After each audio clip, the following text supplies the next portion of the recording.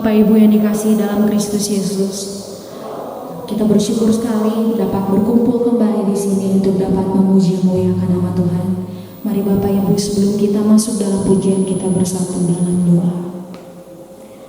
Bapak yang kami panggil, Bapak yang kami sembah di dalam nama Kristus Yesus Tuhan, terima kasih Bapak atas berkat dan hikmat yang telah Kau curahkan setiap hari di kehidupan kami. Tuhan, Kau pimpin setiap langkah hidup kami Tuhan. Karena tanpa-Mu Tuhan kami tidak bisa berbuat apa-apa Tuhan. Tuhan tolong Tuhan Kau pimpin kebaktian kami ini Tuhan. Dari awal pertengahan hingga akhirnya dapat berjalan dengan lancar Tuhan. Berkati setiap puji-pujian Tuhan yang akan kami naikkan Tuhan. Agar kami dapat memuji, memuliakan nama-Mu lebih sungguh-sungguh lagi Bapak. Bapak berkati juga Tuhan Bapak Gembala Sidang, Bapak Yohanes Tuhan yang akan membawakan firman. Berkati Tuhan agar firman ini bisa menjadi rema bagi kehidupan kami semua Tuhan. Tuhan kami mau bersatu dalam doa Tuhan. Mungkin ada beberapa Tuhan jemaat di sini Tuhan yang sedang sakit Tuhan. Kau tutup bungkus oleh kuasa darah-Mu Tuhan. Dari ujung rambut hingga telapak kaki Tuhan, Kau patahkan di dalam nama Tuhan Yesus Tuhan. Segala penyakit Tuhan Kau sucikan, Kau pulihkan Tuhan, dan dapat berkumpul kembali bersama-sama dengan kami di sini Tuhan. Terima kasih Yesus. Hanya di dalam nama-Mu saja kami berucap syukur. Bapak Ibu, sebelum masuk dalam pujian, saya akan bacakan satu ayat di Lukas 4 ayat 8. Tetapi Yesus berkata kepadanya, ada tertulis, engkau harus menyembah Tuhan Allahmu dan hanya kepada Dia sajalah engkau berbakti. Mari Bapak Ibu, kita mau lebih sungguh-sungguh lagi, kita mau memuji memuliakan nama Tuhan kita. Kita angkat pujian kepada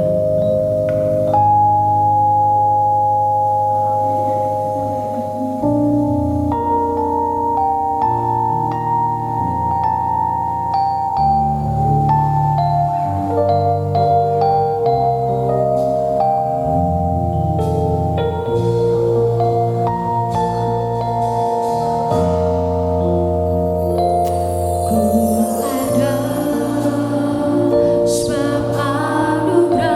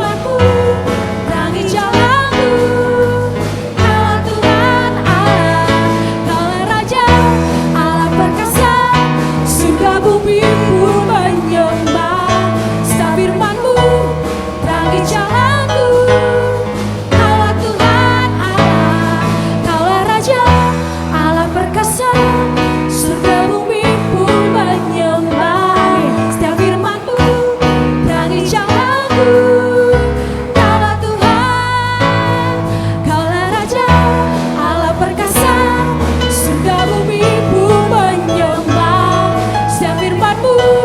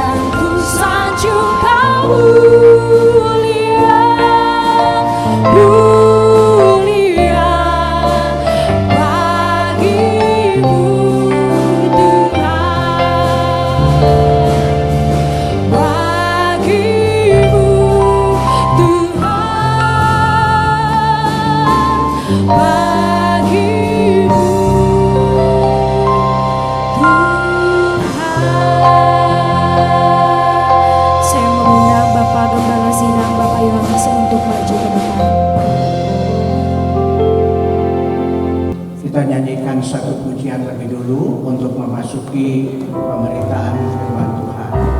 Buatlah jalanmu dalam saya. Buatlah jalanmu dalam saya.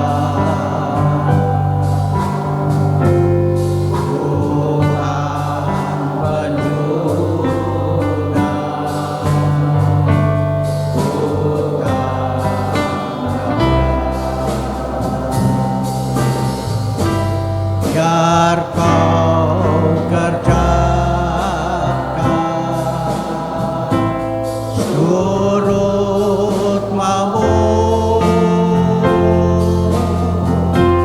ku tunggu Dia di kakimu. Satu kali lagi.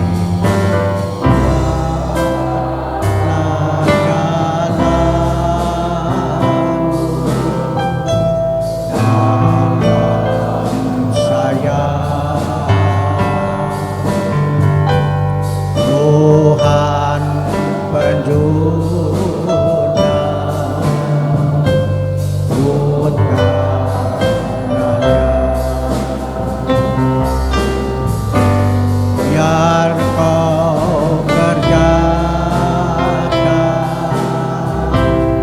seluruh maumu.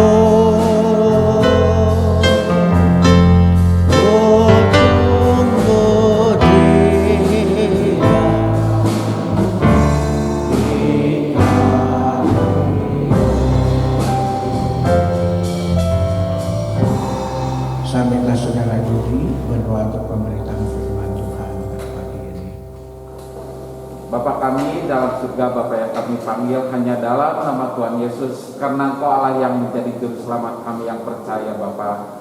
Kami bersyukur untuk pagi ini Tuhan, Kau memberikan kesempatan kembali Tuhan pagi ini untuk kami datang beribadah bersama-sama dengan saudara yang lain tepat ini Tuhan.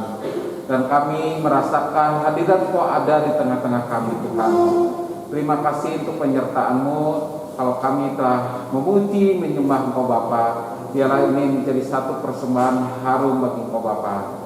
Kalau sebentar kami mau belajar Tuhan, biarlah firman yang akan disampaikan oleh hamba-Mu Bapak Gembala Sidang Tuhan, Bapak Yohanes, biarlah kiranya Allah akan mengurapi dia Tuhan dengan kuasa Roh Kudus daripada Engkau Bapa. Hikmat, akal budi dan marifat yang daripada Engkau Yesus ya Tuhan menyertai hamba-Mu Tuhan.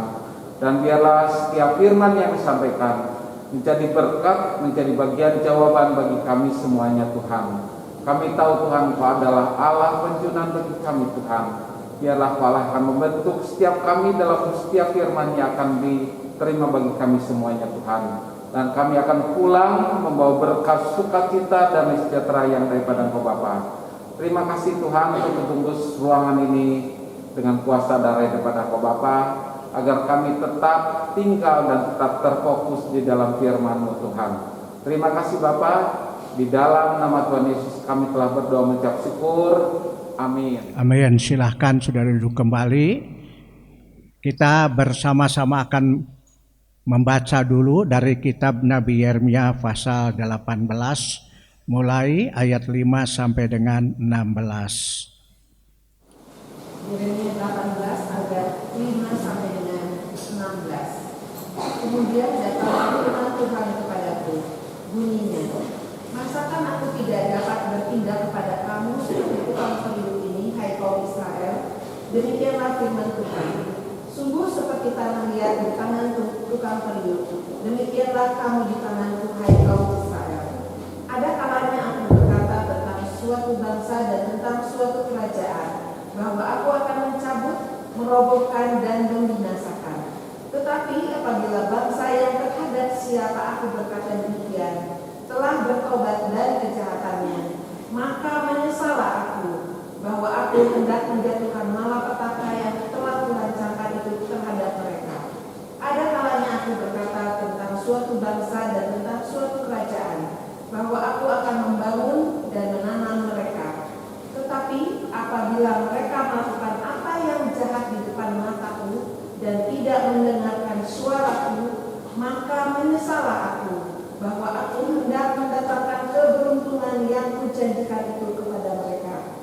Sebab itu katakanlah kepada orang Yehuda dan kepada penduduk Yerusalem, beginilah firman Tuhan. Sesungguhnya aku ini sedang menyiapkan malapetaka terhadap kamu dan merancangkan rencana terhadap kamu. Baiklah kamu masing-masing bertobat dari tingkah langkahmu yang jahat dan perbaikilah tingkah langkahmu dan perbuatanmu. Tetapi mereka berkata, tidak ada gunanya, sebab kami hendak berkelakuan mengikuti rencana kami sendiri, dan masing-masing hendak bertindak mengikuti kedegilan hatinya yang jahat. Sebab itu beginilah firman Tuhan. Cobalah tanyakan di kalangan bangsa-bangsa, siapakah yang telah mendengar hal seperti ini? Anak darah Israel telah melakukan hal-hal yang sangat ngeri. Masakan salju putih akan beralih dari gunung batu Shiron? Masakan air gunung akan habis, air yang sejuk dan mengalir? Tetapi umatku telah melupakan aku. Mereka telah membakar korban kepada dewa kesia-siaan. Mereka telah tersandung jatuh di jalan-jalan mereka, yakni jalan-jalan dari dahulu kala, dan telah mengambil jalan simpangan, yakni jalan yang tidak diratakan. Maka mereka membuat negerinya menjadi kengerian, menjadi sasaran suitan untuk selamanya. Setiap orang melewatinya akan merasa ngeri dan akan menggeleng-gelengkan kepalanya. Amin. Sampai di sini dulu pembacaan firman Tuhan. Saudara, pagi ini kita bersama-sama belajar firman Tuhan dengan satu tema. Allah sebagai penjunan ilahi. Di dalam terjemahan lama, penjunan, orang yang bekerja membuat barang-barang dari tanah liat. Di terjemahan baru, tukang periuk. Ya, sama bekerjanya membuat tanah liat menjadi barang-barang yang diperlukan oleh mereka. Saudara, satu hari Allah berkata kepada Nabi Yeremia, "Pergilah kamu ke rumah seorang penjunan. Perhatikan apa yang ada di tangan penjunan ini dan apa yang dikerjakan oleh penjunan itu. Perhatikan dan dengan baik-baik." Ya, jadi ada segumpal tanah yang dibentuk oleh penjunan ini untuk menjadi sesuatu benda sesuai dengan keinginan penjunan ini. Harus diperhatikan dengan baik-baik. Dan lalu apa yang terjadi pada saat penjunan itu mengerjakan tanah liat ini? Dan setelah itu aku akan datang kepada kamu dan berbicara kepada kamu tentang firman Allah yang harus kamu sampaikan kepada bangsa Israel. Saudara-saudara, mengapa? Ya, sini kita melihat bahwa Allah memberikan pelajaran firman Allah dengan cara yang di sini dikatakan Allah. Mengapa Allah menggunakan perumpamaan untuk menyampaikan firman-Nya? Perumpamaan dan kelihatannya begitu sederhana. Manusia penuh dengan dosa dan mereka sangat terbatas kemampuannya, terutama dalam menikmati kebenaran-kebenaran firman Allah. Jangan berpikir bahwa orang punya gelar sarjana teologi lalu mereka hebat dengan firman Tuhan. Tidak. Ya, tidak seperti itu. Kalau tidak, dengan berkat pertolongan Tuhan, orang tidak akan mampu mengerti firman Tuhan yang sederhana sekalipun. Seperti bangsa Israel ini. Sederhana, ya, di sini. Ya. Dengan cara yang sederhana, Tuhan mengharap supaya umatnya bisa mengerti kebenaran-kebenaran firman Allah dengan cara yang sederhana. Ya. Di sini walaupun sederhana, saya tidak tahu ya sampai di mana pengertian saudara dengan firman Tuhan, karena tidak terlihat dengan mata lahiriah. Ya, tidak terlihat dengan mata lahiriah. Tapi setiap saudara harus berusaha untuk mengerti firman Allah. apapun yang disampaikan dan cara apapun yang diberikan oleh Tuhan, kita harus mengerti. Baru firman Allah itu bisa menjadi berkat. Nah, firman Allah bukan sekadar ilmu pengetahuan yang bisa dicerna oleh pikiran manusia. Tetapi itu adalah firman Allah. Suara Allah sendiri disampaikan kepada manusia dengan satu catatan, supaya firman Allah ini bisa membimbing umat Tuhan hidup sesuai dengan firman Tuhan. Disampaikan dengan cara-cara yang berbagai cara dan cara yang sederhana sekalipun. Kalau sudah baca di Alkitab, pokok anggur yang benar, ya. Dan ada banyak macam-macam yang digunakan dengan perumpamaan-perumpamaan yang sederhana, tapi tidak mudah, ya, untuk bisa mengerti. Lalu kalau saudara ingin mengerti dan kemudian firman Tuhan itu bisa menjadi berkat, mengubah hidup saudara, dengan cara apa? Saudara bisa mempelajari firman Tuhan ini dengan bimbingan Roh Kudus. Satu-satunya membimbing kita yaitu Roh Kudus. Tuhan Yesus sendiri sebelum naik ke surga, dia berkata, "Aku pergi kepada Bapa dan mintakan seorang penolong yang lain yang akan menolong kamu selama-lamanya, yaitu Roh Kudus." Roh Kudus akan memimpin umatnya di dalam segala kebenaran. Manusia tidak mengerti arti kebenaran yang sebenarnya. Jadi kalau mereka melayani, jangan heran ya kalau misalnya terjadi masalah-masalah yang pahit di dalam gereja ini. Jadi tidak mudah untuk mengerti kebenaran-kebenaran firman Tuhan. Jadi Allah menggunakan cara-cara yang sederhana, tapi harus disertai dengan iman, ya, motivasi yang benar, hati yang tulus saat mendengarkan firman Tuhan. Allah akan bekerja. Kalau Allah tidak bekerja dengan kehidupan saya, saudara tidak pernah akan bertemu dengan saya sebagai hamba Tuhan. Saya pendiam, saya tidak bisa bergaul, minder sekali. Tapi waktu Tuhan panggil, saya serahkan, terserah.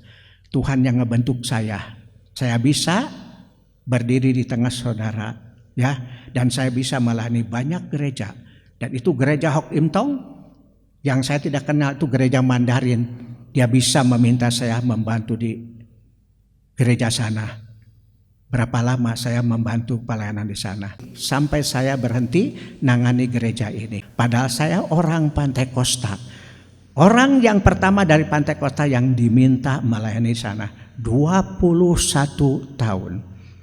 Bukan hanya di sekolah menjadi guru agama, tapi saya juga diminta berkhotbah di kaum muda, di cabang-cabangnya, ya. Dan kalau misalnya di pusat, saya diterjemahkan ke bahasa Mandarin, dari bahasa Indonesia ke bahasa Mandarin. Jadi saya tahu sedikit bahasa Mandarin. Waput tahu apa? Waput tahu apa? Saya tidak tahu. Woman tahu kau. Karena apa? Di sini menerjemahkan saya pakai bahasa Indonesia, jadi sedikit-sedikit masuk ke kuping ini. Jadi ngerti. Tapi kalau saya ke Tiongkok kemarin ini nggak bisa ngomong apa-apa. Kalau ada nawarin, pedagang kaki lima nawarin barang, ngomong apa? Saya ingat satu perkataan, Meyucian, ya, teboga duit, kata saya. Lalu mereka pergi. Saudara, jadi belajar firman Tuhan ini bukan satu hal yang mudah. Minta bimbingan dan urapan kuasa Roh Kudus saat kita belajar, saat kita membaca, saat kita mendengarkan. Biarkan hati kita dibuka oleh Tuhan, menikmati kebenaran firman Allah. Kalau tidak seperti itu, saya tidak pernah akan bisa melayani pekerjaan Tuhan. Tuhan sudah membentuk saya dengan cara yang luar biasa, ya. Nah, kemudian kita melihat Allah datang ke tempat penjunan ini. Setelah Nabi Yeremia memperhatikan pekerjaan penjunan ini. Dan Tuhan datang seperti apa yang Tuhan katakan. Nanti aku akan datang ke sana dan menyampaikan firman Tuhan kepada kamu. Lalu kamu bertugas menyampaikan kepada bangsa Israel. Ada dua yang disampaikan oleh Allah kepada Nabi Yeremia melalui penjunan ini. Ya, tanah liat itu digambarkan seperti bangsa Israel. Dia katakan, dalam waktu yang singkat aku berkuasa membinasakan suatu bangsa, suatu negara. Dalam waktu yang singkat aku akan membinasakan suatu bangsa, satu negara. Ya. Tetapi apabila bangsa dan negara ini akan dihancurkan ini, bertobat dengan sungguh-sungguh, aku menyesal. Dan dari akan membinasakan, merubah kemudian menjadi berkat dan menyelamatkan mereka. Itu bagian yang pertama yang Allah. Jadi akan membinasakan, tetapi ketika bangsa itu bertobat. Itu dilihat oleh Nabi Yeremia. Penjunan ini gagal, tanah liat itu gagal dibentuk, kemudian dia diam. Tapi tidak langsung membuang tanah ini. Dia mengambil, tetap tangan ada di tangannya, dan kemudian dia membentuk tanah liat itu menjadi bejana yang lain sesuai dengan keinginan penjunan ini. Ini yang digambarkan oleh Allah. Jadi alangkah indahnya anugerah Allah ini. Orang berdosa, orang jahat seperti apapun, kalau dia bertobat dengan sungguh-sungguh, diubahkan oleh Tuhan. Tidak ada satu hal yang sulit bagi Tuhan. Diubahkan pertobatan yang sungguh-sungguh. Dan yang kedua, ya, Tuhan merencanakan untuk satu bangsa berkat dan keselamatan. Itu rencananya. Khususnya dalam kehidupan orang-orang Israel.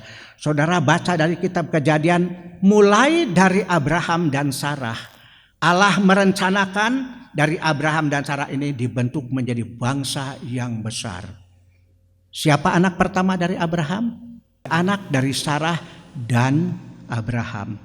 Abraham 100 tahun, Sarah 90 tahun baru punya anak. 100 tahun dan 90 tahun baru punya orok.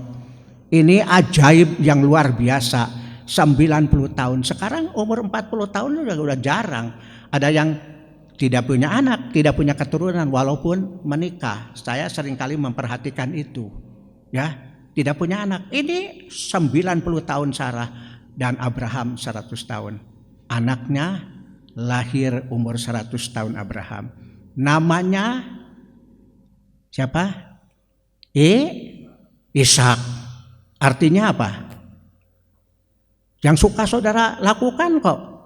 Kalau ngelihat yang lucu, hahaha, nggak ada yang itu juga sendirian tuh.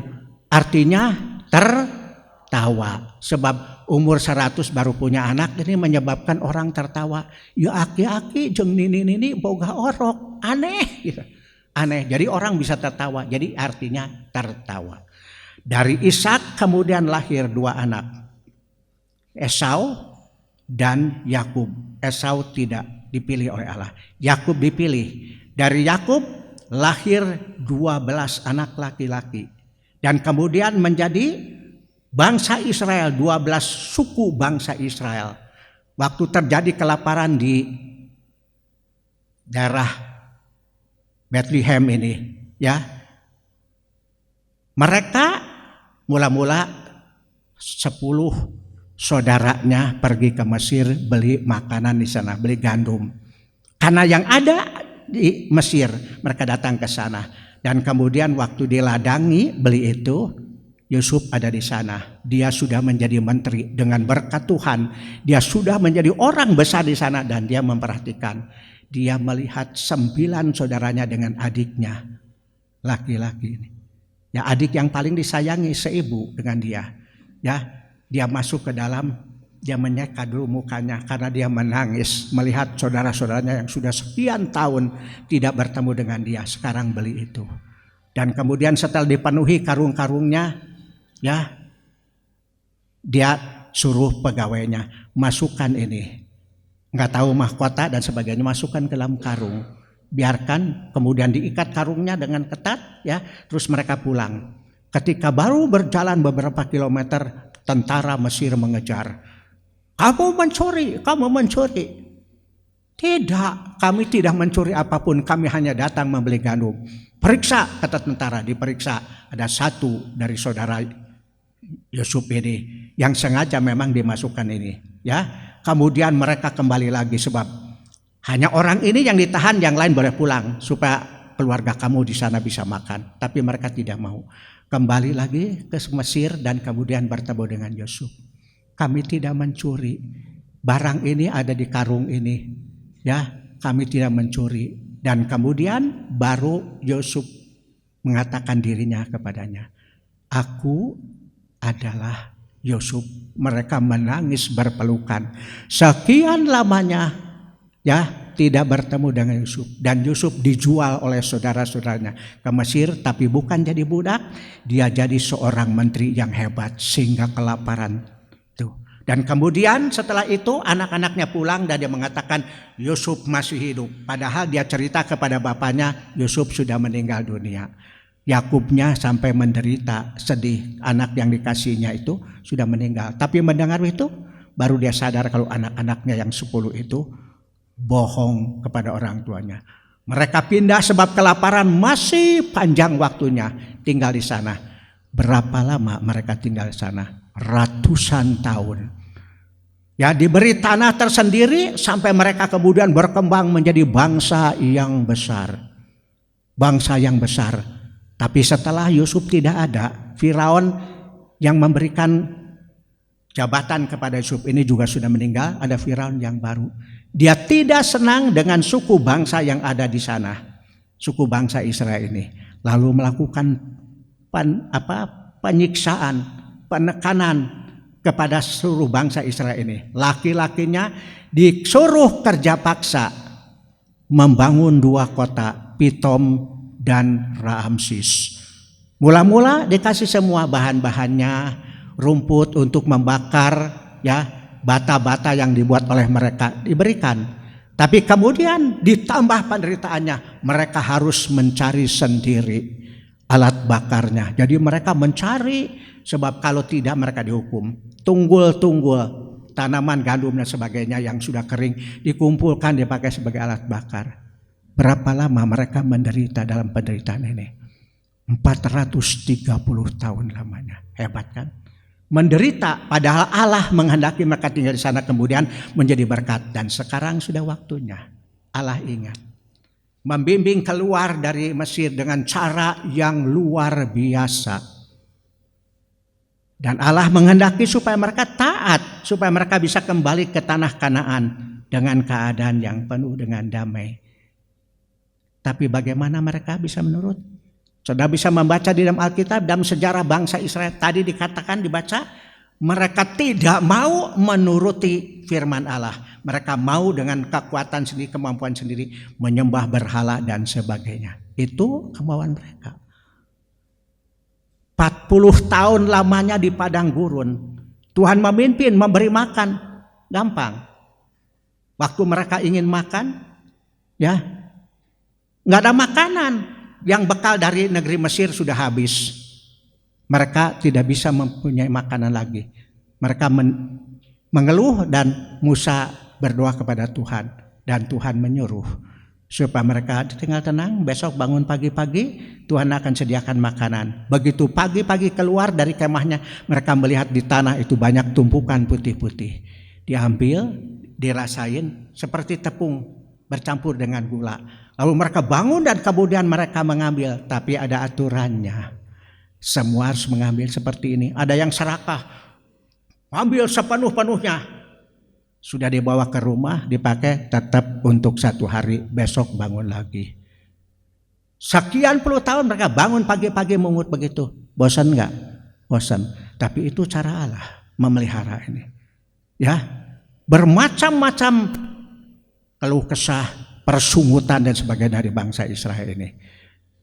Dan akhirnya karena mereka tidak taat kata firman Tuhan, aku membina bangsa ini supaya mereka menjadi bangsa yang besar dengan harapan mereka taat kepada Tuhan dan firman Tuhan dan hidup dengan cara yang benar. Tapi mereka dari ayat yang sudah kita baca, kami tidak akan mau menurut firman Tuhan.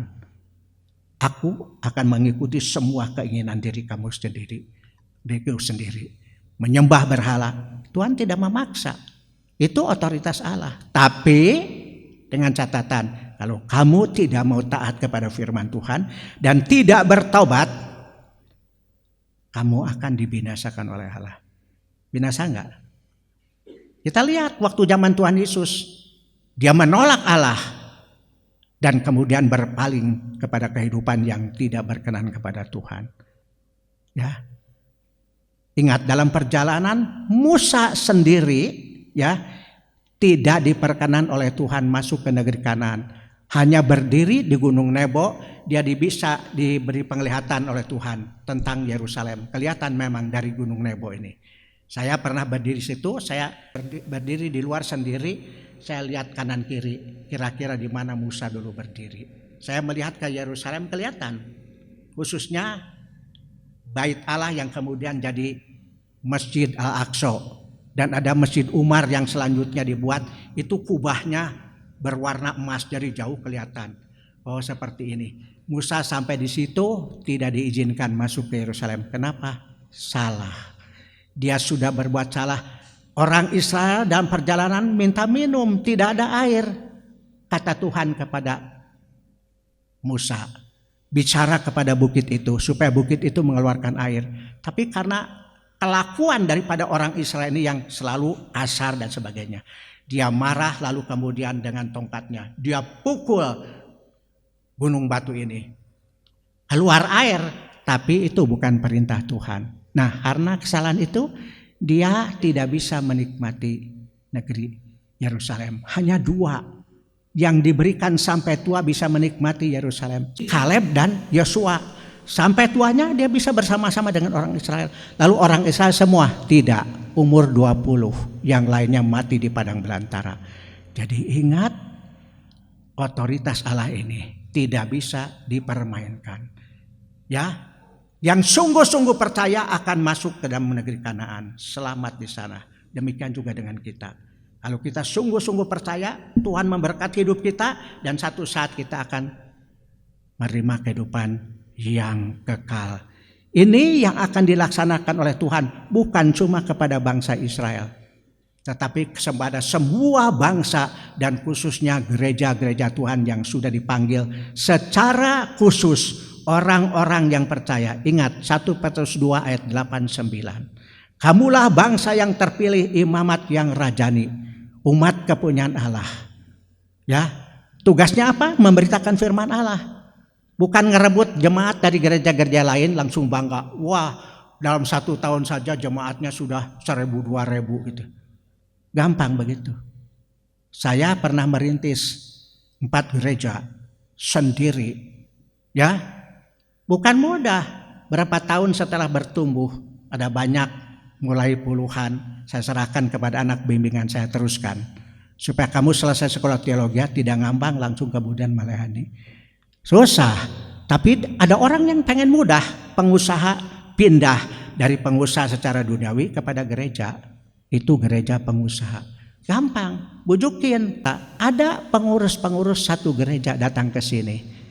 Cek, nanti sekeluarga kami akan berikan sumbangan dan sebagainya. Tapi dengan catatan semua keluarga cek pindah ke gereja kami. Sebutkan nama gerejanya. Sedih enggak? Itu bukan pekerjaan Tuhan.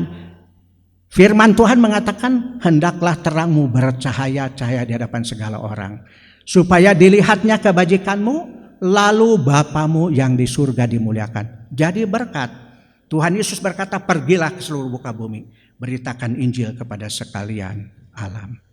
Itu yang Tuhan kehendaki. Saudara ingat Yunus itu nabi kecil, beritanya juga cuma berapa lembar di dalam Alkitab. Tapi dia nabi, pesuruh Allah.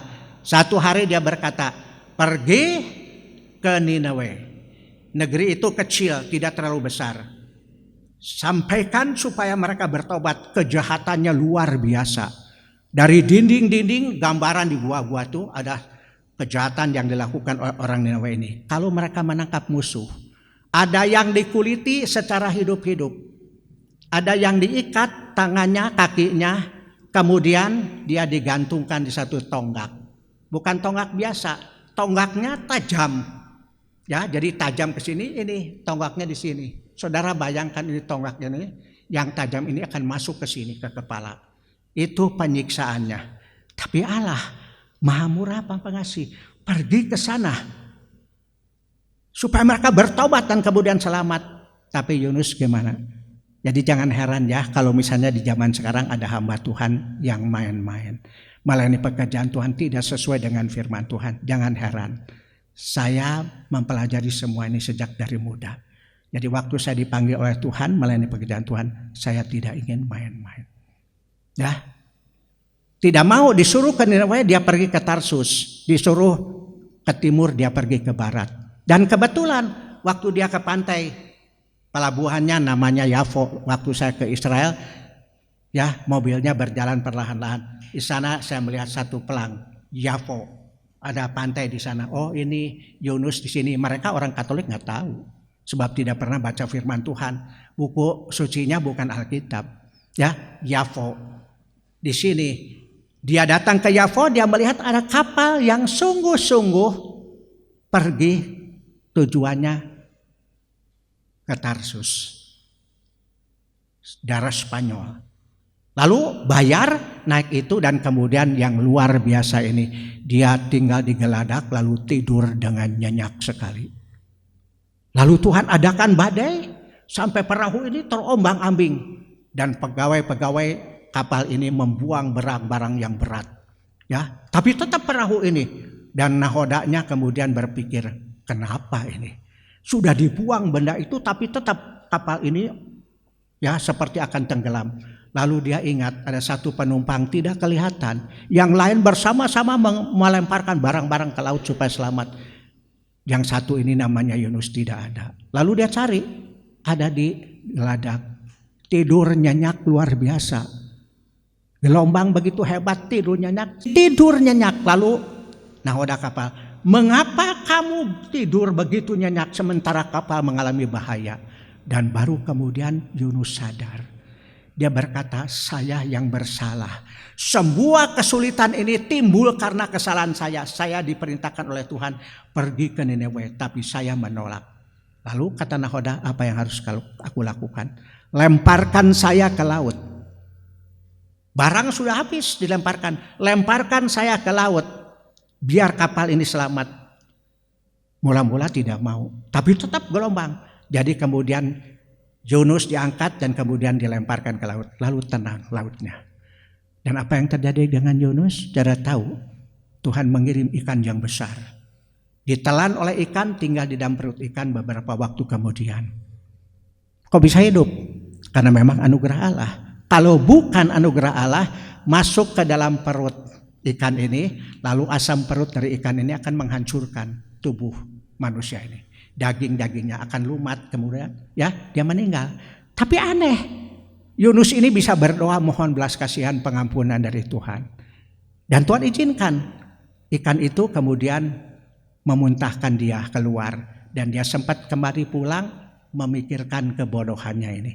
Dan kembali Tuhan berkata, pergi ke sana, ke Ninawe. Di sana aku akan menyampaikan apa yang harus kamu lakukan. Di sana supaya tidak ngelencer lagi. Dan jalan ke sana dan dia kemudian berkhotbah.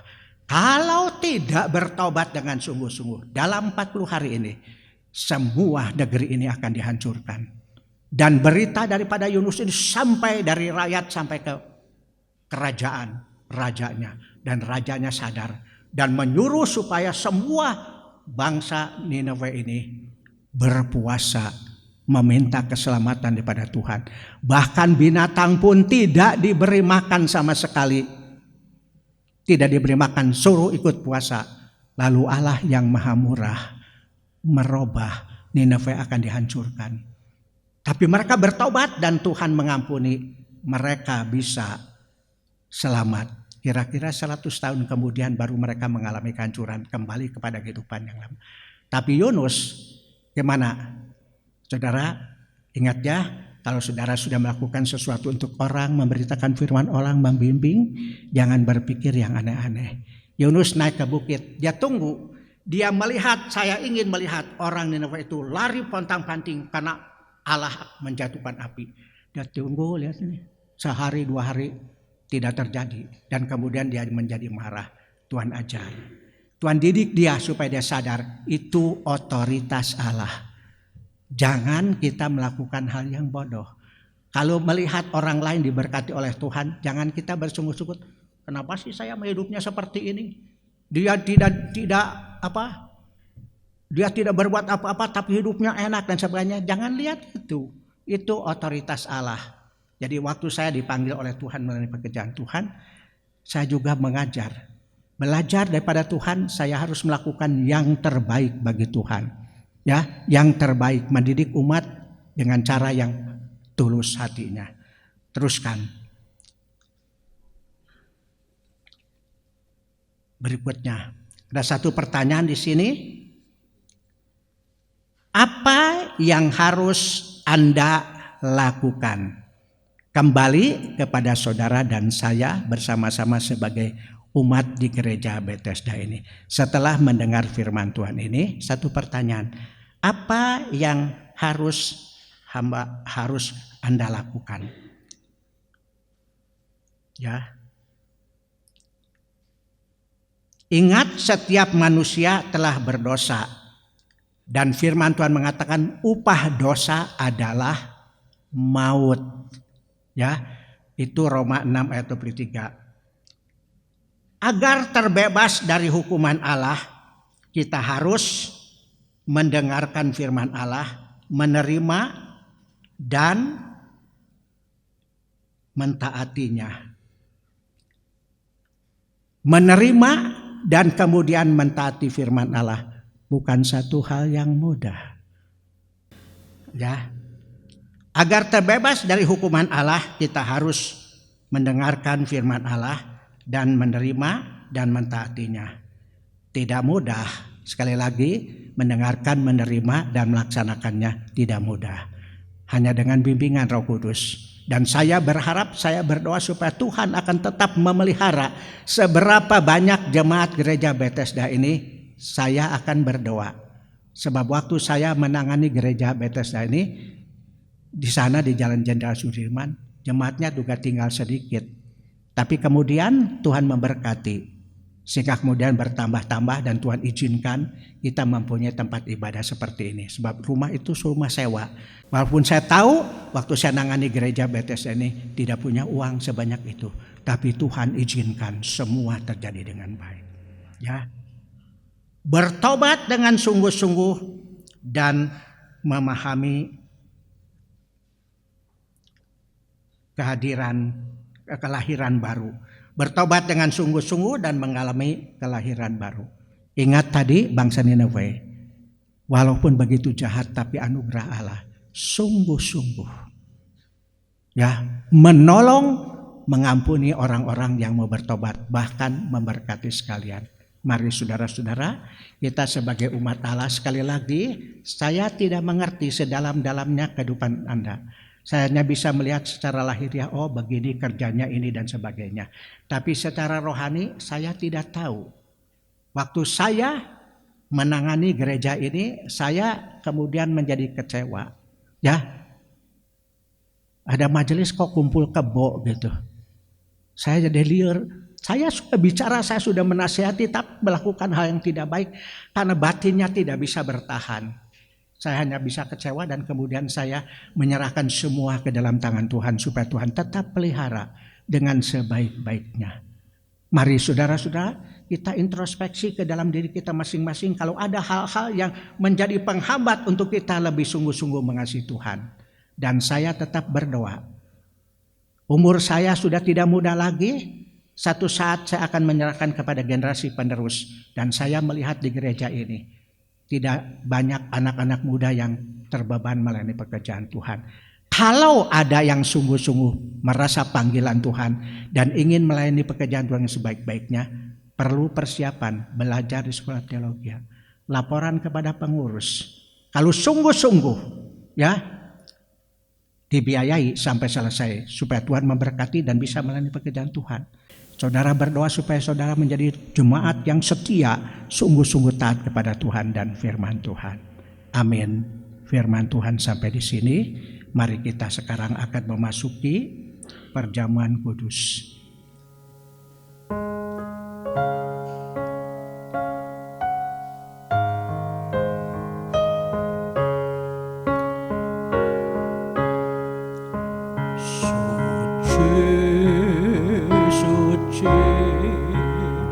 Suci Allah Bapa, Allah yang di dalam surga.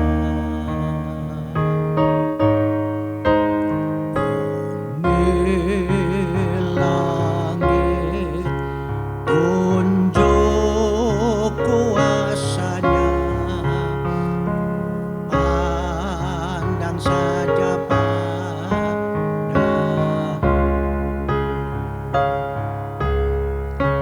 suci, suci,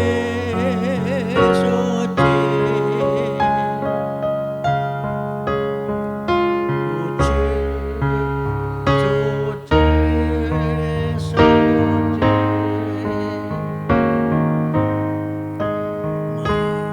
Mari Tuhan sucikan.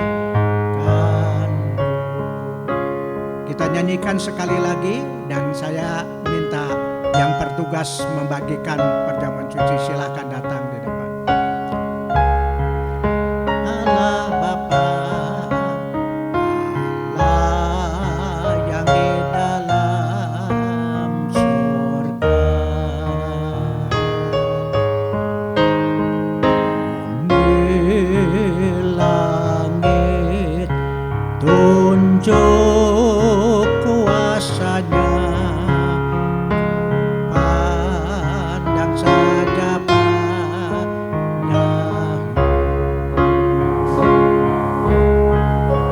Suci, suci, suci, suci, suci,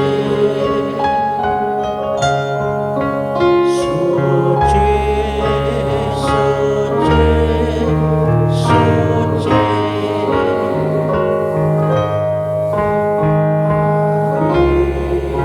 Tuhan sucikan.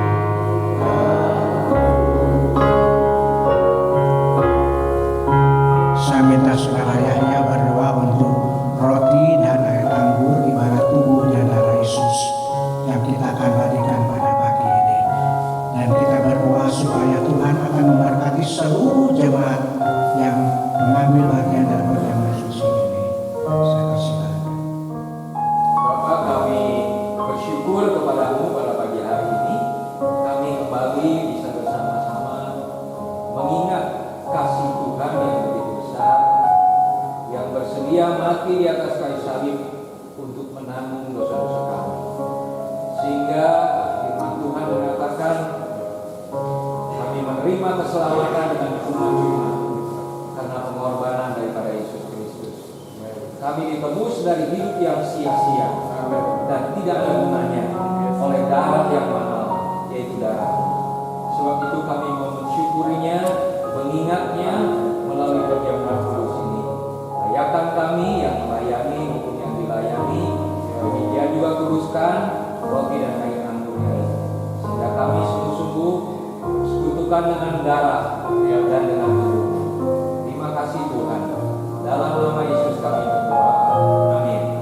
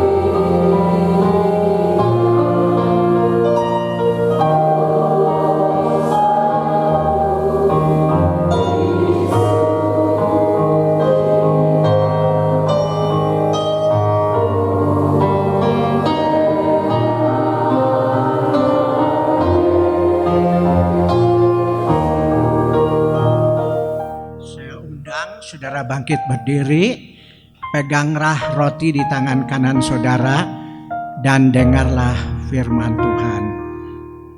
Ketika mereka sedang makan, Yesus mengambil roti dan memecah-mecahkannya lalu membagikan kepada mereka dan berkata, "Makanlah, inilah tubuhku." Silakan saudara makan roti, ibarat tubuh Tuhan Yesus.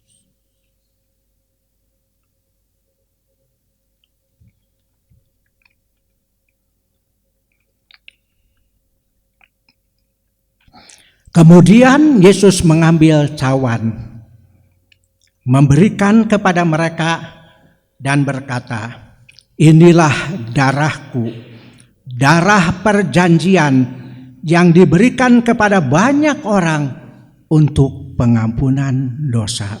Silahkan kita minum darah ibarat tubuh darah Tuhan Yesus dalam nama Yesus.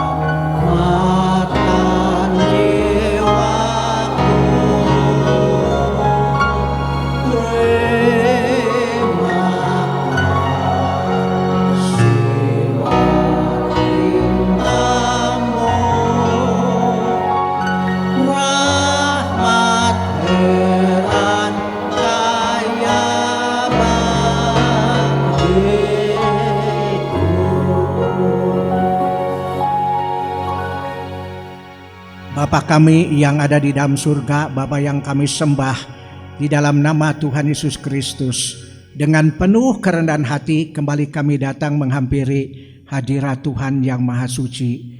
Kami ucapkan syukur dan terima kasih kepada Tuhan buat anugerah yang Tuhan limpahkan kepada kami. Hari ini kami bisa kembali bersama-sama beribadah kepada Tuhan, dan juga kami menikmati perjamuan kudus yang mengingatkan kepada kami tentang kasih dan pengorbanan Tuhan. Hamba bersyukur, berterima kasih Tuhan sudah memimpin, menyertai dan memberkati ibadah ini dari awal, pertengahan sampai akhirnya. Semua bisa berjalan dengan lancar. Terima kasih Tuhan. Kami berdoa mohon Tuhan akan meteraikan semua apa yang sudah kami lakukan di dalam kuat kuasa Roh Kudus, supaya semuanya bisa sungguh-sungguh menjadi berkat bagi kami sekalian. Ketika kami pulang, kami bisa menikmati anugerah Allah. Terima kasih buat berkat Tuhan. Berkati juga Tuhan setiap anak-anak-Mu yang sudah mengambil bagian dalam pelayanan pekerjaan Tuhan, yang memimpin pujian, yang bermain musik, dan juga melaksanakan kegiatan melayani sound system, OHP,